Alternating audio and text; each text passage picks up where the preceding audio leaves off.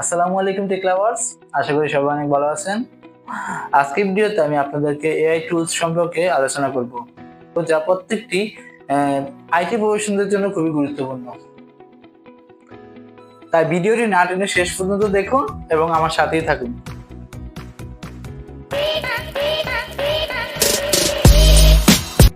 প্রথমে রয়েছে চ্যাটজিপিটি, যা কন্টেন্ট রাইটিং, স্ক্রিপ্টিং এবং কোডিং করতে সহায়তা করে, এমনকি ট্রাবল শুট পর্যন্ত করতে সহায়তা করে। ধরুন আপনার একটা স্ক্রিপ্ট লিখতে হবে বা কোনো একটা কন্টেন্ট তৈরি করতে হবে, কিংবা আপনার অফিসের বসকে একটা মেইল করতে হবে।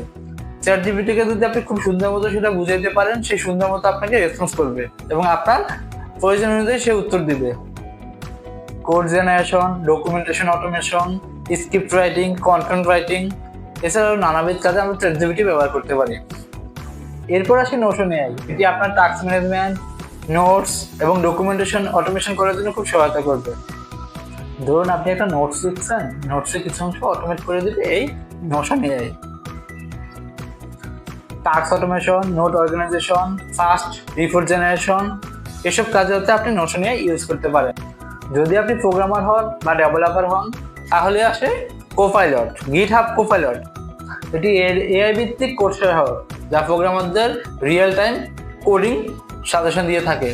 যেমন জাভাস্ক্রিপ্ট, পাইথন,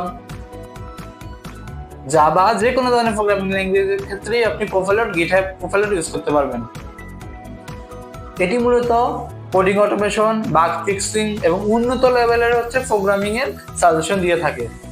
এরপর আসি মাইক্রোসফট পাওয়ার অটোমেশন। এটি আপনার দৈনন্দিন টাস্কে খুব সহজে অটোমেশন করতে পারে। যে কোনো প্রেজেন্টেশন তৈরি করা, নোটস তৈরি করা এবং কোনো পাওয়ার পয়েন্ট স্লাইড তৈরি করা, এই অটোমেশন টুলসটি ব্যবহার করে আপনি খুব সহজে আপনার কোডকে এবং আপনার প্রজেক্টকে খুব সহজেই অটোমেট করতে পারবেন।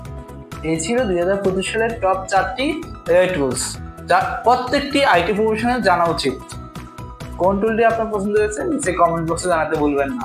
ভিডিওটি ভালো লাগলে থাকলে লাইক, কমেন্ট এবং সাবস্ক্রাইব করবেন। ধন্যবাদ, দেখা হবে পরের ভিডিওতে। টাটা।